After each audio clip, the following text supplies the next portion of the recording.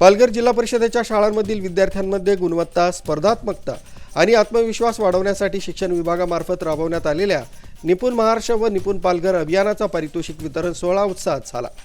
Coffee with CEO या विशेष थीमखाली आयोजित या कार्यक्रमात जिल्ह्यातील गुणवंत विद्यार्थी, शिक्षक आणि शाळांचा गौरव करण्यात आला। पालघर जिल्हा परिषदेच्या बिरसा मुंडा सभागृहात हा सोहळा पार पडला। या अभियानांतर्गत एकूण 23 शाळांचा सन्मान करण्यात आला। यामध्ये 100% गुण प्राप्त करणाऱ्या 9 सुपर शाळा आणि 90 ते 99% गुण मिळवणाऱ्या 14 शाळांचा समावेश होता।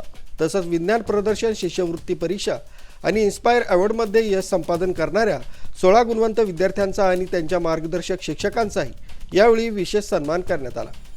या प्रसंगी मार्गदर्शन करताना मुख्य कार्यकारी अधिकारी मनोज रानडे म्हणाले की अशा गौरवातून विद्यार्थ्यांना भविष्यात मोठी झेप घेण्याची प्रेरणा मिळते।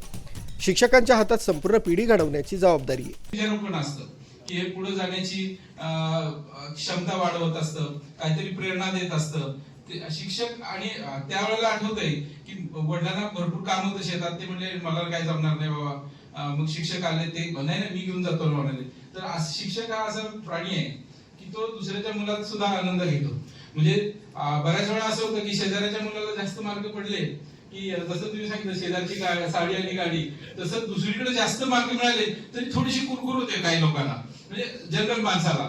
शिक्षकांना उलट होतं, माझ्या शाळेतली मुलं, त्याच्या मुलाचा आनंद असेल पण त्या शाळेतल्या प्रत्येक मुलाची प्रगती बघून आनंद होता, असा शिक्षक असतो। आणि या शिक्षकांच्या हातीच ही सगळी पिढी आहे। आज आपण हे जे उपक्रम सुरू केलेला आहे विनोबा ॲपच्या माध्यमातून, आपला निपुण पालघर म्हणून, हा यासाठीच केला की आपली जी जिल्हा परिषद शाळांची किंवा इतरही सगळेच माध्यमिक असो इतर सर्व शाळांमधली मुलं आहेत ती चांगली प्रगतशील व्हावी। बाहेरचं जग खूप वेगाने बदलत चाललंय।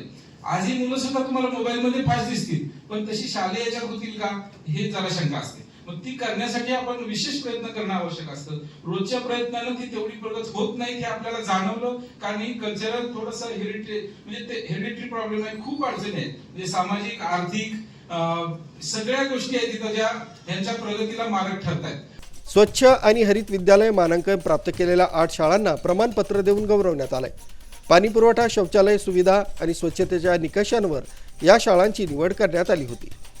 निपुण पालघर अभियानांतर्गत 8 शिक्षक आणि 9 शाळांनी आपल्या उल्लेखनीय कामगिरीनं सर्वांचंच लक्ष वेधून घेतलं। कार्यक्रमाला डाएटचे प्राचार्य संभाजी भोजने, शिक्षणाधिकारी प्राथमिक सोनाली मातेकर, उपशिक्षणाधिकारी ब्रिजेश गुप्ता, जिल्हा समन्वयक तानाजी डावरे यांच्यासह मोठ्या संख्येने शिक्षक आणि पालक उपस्थित होते। आरबी न्यूजसाठी मलिक शेख, मोखाडा।